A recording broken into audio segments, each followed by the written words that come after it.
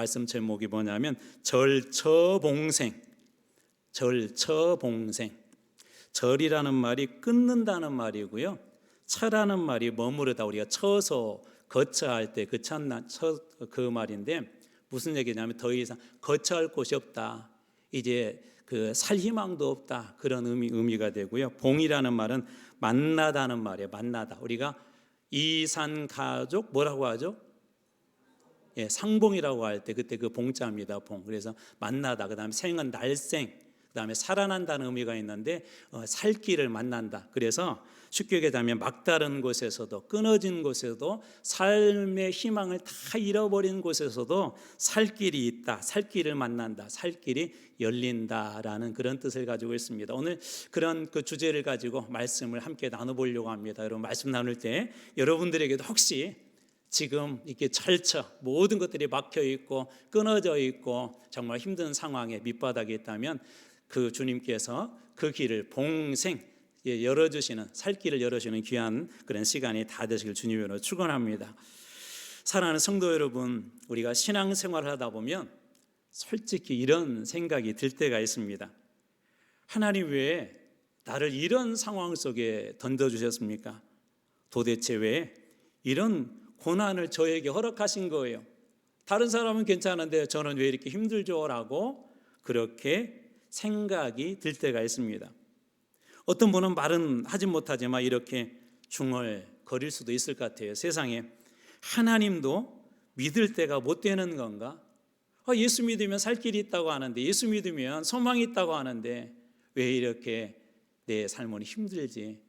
하나님 역시도 믿을 만한 분이 아닌가라고 그렇게 중얼거릴 수도 있었을 것입니다. 오늘 본문에서 만난 요나도 그랬을 것 같아요. 폭풍우를 만났고, 그리고 바다에 던져졌고, 또 어떻게 보면 수많은 냄새와 어두컴컴한 물고기의 뱃속에 그는 삼킴을 당했을 것입니다. 어쩌면 이런 질문을 했을지도 모르겠어요. 하나님 왜요? 이런 질문을 수없이 했을 것 같습니다. 자, 그렇다면 요나에게 물고기 뱃속은 단순히 고통받는 공간이었을까요? 오늘 우리에게 주어진 이 답답한 시간은 저주 그리고 절망의 시간일까요? 오늘 말씀을 결론적으로 이야기하자면 그렇지 않다는 거예요. 물고기 뱃속과 같은 상황들, 절망의 상황들, 절처, 더 이상 어디 기댈 곳도 없고 의지할 수도 없는 그런 상황이라 할지라도 오늘 본문의 말씀은 결코 그것이 고난이나 저주나 내 인생을 향한 아주 나쁜 상황이 아니라는 겁니다. 오늘 말씀을 이해하기 위해서는 우리가 앞부분과 2장의 전체 내용들을 이렇게 쭉 좀 살펴볼 필요가 있는데요. 자, 그렇다면 요나에게 사방이 막힌 상황은 도대체 어떤 상황일까요? 물고기 뱃속은, 오늘 본문이 이야기하는 첫 번째 교훈은 이거예요. 물고기 뱃속은 버려진 곳이 아니라 예비한 곳이다.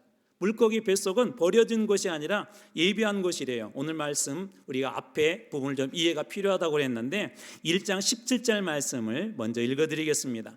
여호와께서 이미 큰 물고기를 예비하사 요나를 삼키게 하셨으므로. 자, 여호와께서 이미 큰 물고기를 예비하셔서 요나를 삼키게 하셨대요. 여기에서 중요한 문장 하나가 있습니다. 이미 큰 물고기를 예비하사라고 하는 그 문장이에요. 요나의 입장에서 보면 물고기 뱃속은 어떤 곳이었을까요? 야, 하나님이 날 살려주려고 이 좋은 곳으로 보냈구나. 물고기 뱃속에 딱 들어갔더니요, 그 안에 5성급 호텔이 이렇게 장착되어져 있어가지고 막 먹을 거, 또 쉴 수 있는 거, 따뜻한 막 온천의 물, 휘황찬란한 그런 불빛, 또 거기에서 마음만 먹으면 뭐 와이파이도 잘 돼가지고 뭐 보고 싶은 막 영화도 마음껏 보고, 그런 공간이 아니었을 거예요. 그래서 요나의 입장에서 보면 물고기 뱃속은 징계의 자리였었고, 하나님께서 나를 버리셨다라고 하는 버림받은 자리였을 것이고, 이제 나는 선지자로서 하나님의 사람으로서 이제는 끝났다, 하나님의 심판을 받아서 끝났다고 하는 끝난 자리처럼 보였을 것입니다. 그러나 하나님의 입장에서는 달랐습니다. 그것은 살리는 자리였었고, 요나를 회복시키는 회복의 병원과 같은 곳이 바로 그 물고기 뱃속이었습니다. 오래전에 이런 장면을 하나 이렇게 보았어요. 저희 아이가 아주 어렸을 때 병원에 이렇게 갔는데 앞에 진료보는 그 남자 어린아이가 하나가 있었습니다. 근데 이 아이가 주사를 맞아야 될 그런 상황이 되었어요. 주사 맞자 그러니까 이 아이가 발버둥 치기 시작합니다. 얼마나 발버둥 치니까 의사 선생님이 간호사업으로 이렇게 잡게 해요. 또 발버둥 치면서 이 아이를 주사 돌려고 하니까 이 아이가 아빠 살려줘 하고 아빠를 이렇게 쳐다봅니다. 그래서 아빠가 더벅더벅 이 아이에게 걸어가죠. 아이의 마음속에는 야 이제 살았다. 우리 아빠가 오면 나는 주사 맞지 않아도 될 거야 라고 그런 안도감이 있었던 것 같아요. 그런데 아빠가 오자마자 이 아이를 더 꽉 붙잡습니다. 그리고 의사 선생님이 정확하게 놔야 될 곳에 주사를 꼭 넣습니다. 그리고 주사를 다 맞으면서 아이는 얼마나 아팠겠어요. 눈물 흘렸겠죠. 두려웠겠죠. 그리고 주사를 맞은 아빠를 이렇게 쳐다보는데 그 눈빛이 이렇게 말하고 있는 것 같아요. 세상에 아빠도 믿지 못할 놈이구나. 그런 꼭 눈빛으로 원망의 눈빛으로 그 아빠를 이렇게 보더라고요. 성도 여러분, 우리도 그렇게 느껴질 때가 있잖아요. 하나님 저 사랑하신다면서요. 하나님 저 축복해 주신다면서요. 그런데 왜 이 고통에 잡아두시는 거예요? 왜 이 눈물의 시간, 제가 얼마나 눈물 흘리고 지금 몇 년 동안 하나님 앞에 눈물 흘리는 거 주님 아시잖아요. 그런데 왜 이 고난이 끝나지 않고 그냥 두시는 거예요? 라고 그렇게 우리도 원망할 수 있지 않습니까? 하지만 아빠는 알고 있었죠. 지금 이 주사를 막아주는 것이 사랑이 아니라 아이를 꼭 붙잡아주는 것, 그리고 의사 선생님이 주사를 잘 놓을 수 있도록 고통스럽지만 그것이 사랑이라는 것을 이 아빠는 알고 있죠. 우리 하나님도 그렇습니다. 우리가 볼 때는 물고기 뱃속에 하나님께서 요나를 버린 것처럼 보이고, 우리도 그런 상황에 있으면 다른 사람은 모르겠는데 왜 저 사람은 간증도 많고 저 사람은 하나님이 축복해 주시는 것 같은데 하나님이 나를 저주하셨나, 하나님께서 나를 버리셨나 라고 그렇게 하나님이 계시지 않는 것처럼 느끼는 그런 시간이 있습니다. 그런데 이 이야기를 한번 잘 생각해 보면 어떨까요? 더러운 물이 있는데 이 물이 더럽다는 건 뭐죠? 아프다는 거죠. 무엇인가 문제가 있다는 거죠. 몸이 아플 때 누군가가 도움을 요청하면 우리 그것을 도와주기가 정말 힘들잖아요. 그렇게 어떻게 몸이 아픈 더러운 물이 어느 날 갑자기 강제적으로 정수기 안으로 들어갑니다. 필터를 지나가는데 얼마나 캄캄한지, 그 필터를 지나가는데 얼마나 많은 장벽들이 있는지, 그 필터를 지나가는데 이상한 약품의 냄새가 나기도 하고요, 캄캄하기도 하고요, 좁기도 하고, 가만히 있어도 힘든데 그 힘든 곳으로 통과할 때 물이 이렇게 생각할 수도 있을 것 같아요.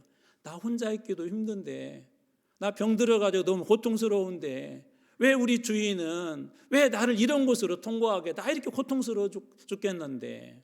그런데 잠시 후 그 비밀을 알게 되죠. 그 어두운 터널, 좁은 터널, 암적이 있고 냄새가 나는 그 정수기 필터를 다 통과한 후에 어떻게 나오죠? 깨끗하게 변화된 자신을 이 물이 발견하게 될 것입니다. 바다의 녹조가 이렇게 생겼어요. 바다가 죽어가는 것이죠. 병든 것이죠. 아픈 것이죠. 그런데 오늘 하나님께서 태풍을 보내셨어요. 바다가 그러는 거예요. 녹조 있는 바다 그러는 거예요. 나 가만히 있어도 힘들고 숨쉬기도 힘드는데, 나도 힘드니까 주변에 물고기도 다 들어가는데 하나님은 이렇게 태풍을 불게 해서 나를 힘들게, 가만히 있기도 힘든데 왜 나를 흔들어라고 이렇게 바닷물이 불평을 합니다. 녹조 때문에 여러 가지 모양으로 힘들어 죽겠는데, 그런데도 하나님이 침묵을 해요. 그리고 며칠이 지났습니다. 그런데 놀라운 일이 일어났대요. 여러분, 녹조는요, 태풍이 한번 와서 바닷물을 뒤집어 놓으면 순식간에 바다가 살아난답니다. 근데 그 바닷물은 몰랐던 거예요. 때로 하나님은 우리들에게 고난이라는 그런 태풍을 보내시기도 하고, 때로 하나님은 우리에게 정수기 필터처럼 고난이라고 하는 필터를 통과하게 하실 그런 때도 있는데, 놀라운 사실은 하나님께서 우리가 무엇인가 잘못했기 때문에 저주하거나 우리의 인생을 고통스럽게 하려고 하는 것이 아니라 하나님께서 우리를 살리기 위해서 고난을 그렇게 예비하셨다는 거예요. 성도 여러분, 혹시 지금 물고기 뱃속같이 같아 보이는 그런 자리에 계십니까? 답답하고 암울하고 캄캄하고 앞이 보이지 않고 끝이 보이지 않고 고통스러운 것들을 견뎌내며 어떤 길을 통과하고 계십니까? 그런데 그 자리 하나님께서 살리기 위해 예비해 주신 자리라는 걸 믿으시기 바랍니다. 우리를 죽이려고 하는 것이 아니라 우리를 살리려고 그렇게 하신 거예요.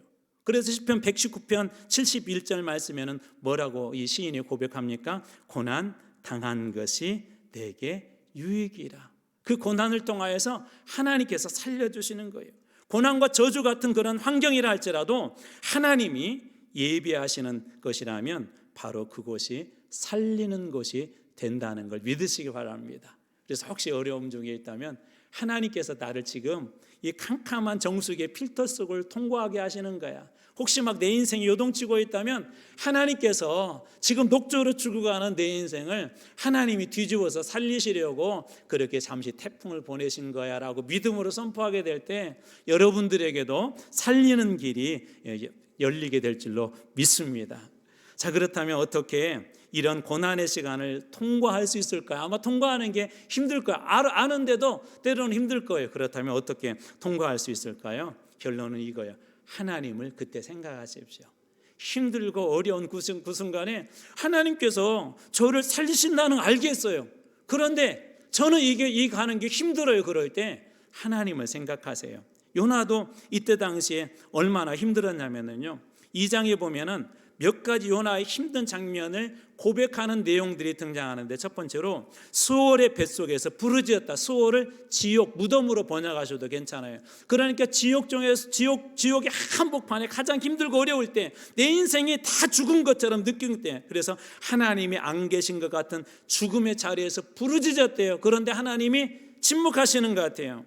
또 5절에 보면 물이 내 영혼까지 둘렀다. 물이 완전히 덮어버리면 숨을 못 쉬죠. 저 숨 막혀서 죽겠어요 라고 요나가 그렇게 고백한 것입니다. 또 5절에 보면 기품이 나를 에워싸고, 캄캄한 곳에 에워싸게 되면 방향 감각을 우리가 상실하죠. 방향 감각을 잃어버린 혼돈이 그에게 찾아왔고, 6절에 보면 산의 뿌리까지 내려갔다는 건 뭐냐면 더 이상 내려갈 곳이 없는 인생의 가장 밑바닥, 더 이상 내려가고 싶어도 내려갈 수 없는 그런 밑바닥에 내려갔다는 얘기고요. 7절에 내 영혼이 내 속에서 피곤할 때, 이건 뭐냐면 기도할 힘조차, 하나님 이름조차 부를 힘도 없는 그런 상태를 이야기합니다. 이외에도 많이 있지만 제가 몇 개만 뽑아본 거예요. 자, 여기까지만 보면 이런 사람들에게 나올 수 있는 건 뭐죠? 원망하고 불평하고 그리고 죽고 싶다는 그런 거 아닙니까? 자기 스스로도 자책하지 않습니까? 내 인생은 저주받은 인생이라고 자기 자신을 그렇게 규정하지 않습니까? 우리도 이런 상황이 우리들에게 언제나 찾아올 수 있다는 것을 기억하셔야 돼요. 요나는요 2중 3중이 아니라 3중 4중 5중 6중의 그런 고난이라는 그 속에서 그가 지금 허우적거리고 있는 거예요. 그렇다면 그는 어떻게 이 고난의 현장을 빠져나올 수 있었을까요? 오늘 우리가 읽었던 말씀 앞쪽에 7절 말씀입니다. 내 영혼이 내 속에서 피곤할 때, 기도할 힘조차, 하나님의 이름 부를 힘조차 없을 그때에 내가 여호와를 생각하였더니, 그때 무엇을 했다고요? 여호와를 생각했다라고 그렇게 이야기합니다. 기도할 힘도 없고 말할 힘도 없고 그저 눈물만 나는 상황인데, 요나는 그런 상황에서 고통을 생각하지 않고 원망을 생각하지 아니하고 그곳에서 하나님을 생각했대요. 거기서부터 모든 것들이 달라지기 시작했습니다. 한 청년이 있었습니다. 대학을 졸업하고 열심히 취업 준비를 했지만 빈번히 실패했죠. 그런데 이때 참 힘든 게, 주변의 친구들이 같이 다 그런 상황이면 괜찮은데요, 아무개는 취직을 했다고 하고, 아무개는 직장에서 돈을 잘 벌고 있다고 하고, 아무개는 정말 우리나라에서 유명한 직장에 이렇게 취직했다는 그런 얘기를 들으면 스스로 많이 위축이 되죠. 하나님을 이렇게 믿는 것 같았는데도 자신한테는 그런 일들이 쉽게 찾아오지 않고, 다른 사람들은 쉽게 좋은 직장 들어가는 것 같은데 어느 순간 아주 밑바닥에 와 있는 자기 자신을 이 청년이 발견했습니다. 그는 아무것도 할 수 없었습니다. 최선을 다하죠. 우리 대부분 청년들이 최선을 다해서 준비합니다. 최선을 다해서 삽니다. 죽고 싶을 만큼 힘들지만 그것에 정말 목숨 걸 정도로 열심히 살지만, 그렇게 살았는데도 아무것도 그에게 희망처럼 다가오지 않았습니다. 너무 힘들고 어려워서 인생의 저 밑바닥에 떨어졌을 때, 그때 이 청년이 하나님이 생각났어요. 기도가 생각났어요. 그리고 하나님 앞에 밤새 울며 기도하기 시작했습니다. 그의 상황은 아직 바뀌지는 않았어요. 좋은 직장에 아직 들어가지 못했어요. 다른 친구들처럼 직장이 완벽하게 취업을 해서 세상적으로 보면 대학생들 편에서 보면 그래도 괜찮다고 하는 그런 모습은 아니지만 그가 하나님을 생각하고 하나님만 만났을 때 하나님의 그 뜻과 그 계획들을 마음속에 품기 시작했어요. 꿈마다 이번에 다니엘 이렇게 기도하면서 몇 가지 제 마음속에 들어온 문장이 하나가 있는데 그 중에 하나가 이거예요. 꽃마다 피는 시기가 다 다르대요. 여러분 혹시 왜 나는 아직도 이렇게 힘든 어둠 속에 있지? 나는 땅속 깊숙한 곳에 있지? 아직 필 시기가 아니라서 그래요. 하나님의 때가 되면 따뜻한 봄으로 찾아와 주실 거예요. 하나님의 때가 되면 봄비로 내려주실 거예요. 하나님의 때가 되면 그곳에서 싹을 틔워서 싹을 내고 자라서 예쁜 꽃을 피우게 할 수 있는 하나님의 때가 여러분들에게도 오실 줄로 믿으시기 바랍니다. 이 청년은 그 희망을 품고 이제는 그 절망에 묶이지 않고 하나님께서 주신 은혜 속에서 이 취업을 하나씩 이렇게 준비해 나갑니다. 오늘 여러분들도 저는 그랬으면 좋겠어요. 힘들고 어려울 때 다른 거 생각하지 말고 하나님 생각하세요. 우리 주님이 주신 은혜가 여러분들에게 풍성하게 부어질 걸 기대하며 우리 주님 앞에 한번 나가보면 어떨까요? 하나님 특별히 우리들에게 이렇게 위로해주고 힘주시는 가장 중요한 요소 중에 하나는 뭐냐면 여러분 말씀이에요. 하나님은 말씀을 통해서 우리들에게 찾아오세요. 말씀을 통해서 기적을 베풀어 주세요. 말씀을 통해서 우리를 살려주세요. 여러분 요한복음 6장 63절 말씀이 그렇게 증언하고 있지 않습니까? 살리는 것은 영이니 육은 무익하니라. 내가 너희에게 이른 말이 영이요 생명이니라. 내가 너희에게 이른 말이 영이요 무엇이다? 생명이니라. 살리는 것은 영인데 내가 너희에게 이른 말이 살리는 것이 영인데 내가 너희에게 이른 말 하나님의 말씀이 살린대요.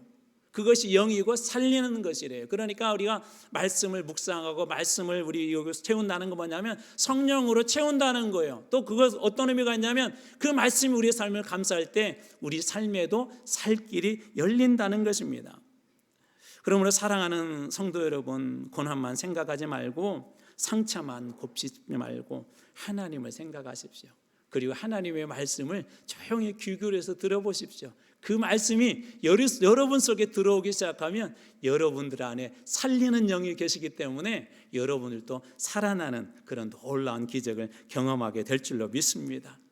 하나님, 제가 많이 지쳐 있어요. 그래도 한번 주님 앞에 기도해 보겠습니다. 말씀 붙잡아 보겠습니다. 그럴 때 주님께서 살리는 말씀으로 여러분들에게 주실 것입니다. 삶이 그리하여서 그 말씀이 삶이 다시 살아나는 첫 문장이 되시길 주님의 이름으로 축원합니다. 그리고 그 다음에 중요해요. 그 다음이 뭐냐면 오늘 여러분들하고 나누고 싶은 중요한 주제입니다. 감사로 나아가십시오. 왜 감사가 중요하냐면 오늘 말씀을 여러분 쭉 읽어가다 보면 이렇게 되어 있어요. 감사는 말씀을 낳고 말씀은 기적을 낳습니다. 다시 한번요. 자, 감사가 요나가 감사할 때 하나님의 말씀이 임했고 이 말씀은 기적을 만들어냅니다. 그러니까 기적을 만들어내는 뿌리가 어디까지 내려가요? 감사하는 곳에 있죠. 우리 2장 9절 말씀 앞부분입니다. 나는 감사하는 목소리로 주께 제사를 드리며 나의 성원을 주께 갚겠나이다. 자, 여전히 요나는 지금 어디에 있어요? 물고기 뱃속에 있죠. 여전히 어둡고 캄캄한 곳에 있습니다. 여전히 칙칙한 곳에 있어요. 여전히 캄캄하고 사방이 보이지 않는 곳, 암울한 곳에 있어요. 환경이 하나도 바뀐 게 없어요. 환경이 1도 바뀐 게 없습니다. 그런데 그는 지금 하나님 앞에 이렇게 나는 감사하는 목소리로 주님 앞에 예배드립니다. 환경이 힘들고 어렵고 지쳐 있어도 여러분 예배의 자리에 나올 때마다 먼저 주님 앞에 감사하시길 주님으로 축원합니다. 그렇게 요나가 감사하며 가는 거예요. 그때 어떻게 됐을까요? 요나의 영혼의 온도가 바뀌었을 것 같아요. 요나의 그 마음속에 어두움이 점차적으로 사라지는 것을 요나가 느꼈을 것 같아요. 그의 기도는 처음에는 왜요 하나님? 왜 제가 이런 고난을 당해야 돼? 왜 저에게 그런 어려운 사명을 주셨어요? 그렇게 질문했던 요나가 지금은 감사합니다로 그렇게 바뀌게 됩니다. 그리고 이 감사의 고백은 놀랍게 10절로 이어져. 자, 감사는 무엇을 낳고 말씀을 낳는다고 그랬죠. 2장 10절입니다. 여호와께서 그 물고기에게 말씀하시는 하나님이 등장하지 않습니까? 감사할 때 하나님께서 말씀하세요. 그리고 요나를 어떻게 했다? 육지에 토하니라. 기적적인 놀라운 일들이 일어나죠. 감사할 때 하나님 말씀하십니다. 감사할 때 하나님은 일하십니다. 그리고 일하실 뿐만 아니라 우리가 생각할 수 없는 놀라운 기적을 하나님께서 행하기도 하죠. 그리고 이 요나는 지긋지긋한 물고기 뱃속에서 해방이 됩니다. 더 이상 이제 물고기 뱃속과는 상관없는 그곳에서 해방되는 그런 놀라운 기적을 맛보게 되죠. 여기서 아주 중요한 영적 원리 하나를 우리는 만나게 됩니다. 우리가 원망하는 마음으로 있을 때는 여러분 한번 상상해 보세요. 아니 기억해 보세요. 기억해내 보세요. 원망하고 불평하는 마음으로 있을 때는 하나님의 말씀이 잘 안 들어와요. 말씀이 생각나지도 않아요. 그런데 마음속 깊숙한 곳에 아주 작게라도 주님 그래도 감사합니다 라고 고백하기 시작한다면 그때부터 말씀이 들리기 시작합니다. 어느 한 말씀이 내 심장을 다시 뛰게 합니다. 멈추었던 내 믿음의 심장을 쿵쾅거리게 합니다. 성경 한 줄이 딱 나와서 쓰러지려고 하는 내 인생을 붙잡아 주기도 합니다. 그러는가 하면 병들었던 내 심령을 그 말씀이 와서 만져주는 순간 치유가 되어지기도 하죠. 그 말씀이 여러분들을 저도 동일하게 살리길 주님으로 축복합니다. 여러분, 우리 주님은 감사하는 자의 그 입술을 외면하지 않으세요. 말씀하실 뿐만 아니라 그 말씀을 통해서 여러분의 삶을 완전히 바꾸어 놓는 기적을 행할 수 있는 분이 바로 우리 주님이십니다. 이 모든 사실을 믿고 감사해야 될 결정적인 이유가 요나의 고백 속에 있는데 오늘 마지막 나눌 은혜입니다. 구원은 여호와께 있기 때문에 우리가 주님 앞에 감사해야 된다는 거예요. 오늘 말씀의 9절 뒷부분입니다. 구원은 여호와께 속하였나이다 하니라. 구원은 누구에게 속하였다고요? 여호와께 속하였나이다. 이거예요. 살려줄 수 있는 유일한 분은 하나님뿐이십니다. 여러분을 건져주시고 새롭게 할 수 있는 유일한 분은 우리 하나님 한 분밖에 없습니다. 구원은 여호와께 속해 있어요. 그래서 우리가 감사해야 되는 이유가 뭐예요? 그분이 우리 하나님이시지 않습니까? 또 그분이 약속하지 않았습니까? 두려워하지 말라 말씀하셨고 내가 무엇이든지 구할 때 내가 응답하시겠다고 약속하셨고 임마누엘 세상 끝날까지 함께 하시겠다고 약속하신 그분이 이 모든 걸 구원할 수 있는 능력이 하나님이시라면 지금 여러분의 삶이 요나의 물고기 뱃속처럼 요나가 들어간 물고기 뱃속처럼 정말 힘들고 어렵다 할지라도 구원은 하나님께 있기 때문에 그 하나님께서 여러분의 삶도 반드시 건져주시고 살려주실 것입니다. 저는 오늘 여기 계신 여러분들이 그 은혜를 다 맡길 주님의 은혜로 축원합니다. 그러므로 사랑하는 성도 여러분, 구원도 우리의 미래도 우리의 회복도 하나님께 있음을 여러분들이 믿고 감사하며 나갈 때 주님 말씀해 주시고 그 말씀을 통해 여러분의 삶에도 놀라운 기적이 일어나길 주님의 이름으로 축원합니다. 그때 어둠이 갈라지고 빛이 쏟아지는 역전의 순간이 일어나게 되기를, 그리고 그 주인공이 여러분들이 다 되시길 주님의 이름으로 축원합니다. 기도하겠습니다.